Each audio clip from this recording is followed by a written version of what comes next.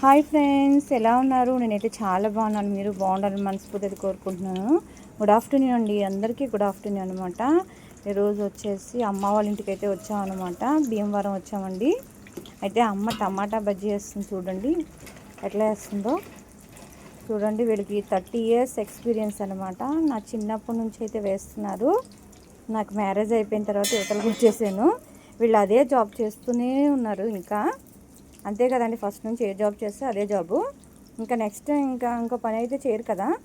చూడండి వేస్తున్నారనమాట. మనకి ఏసీలో ఉంటాం, మనకు తెలీదు. వీళ్ళకి ఎండ కొండ అనేది ఉండదు.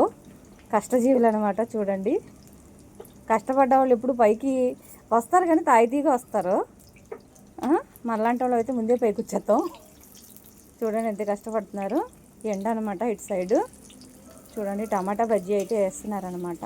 ఈవినింగ్ వెళ్తారనమాట మా నాన్నగారు. చూడండి ఎట్లా వేస్తున్నారో చూసారా.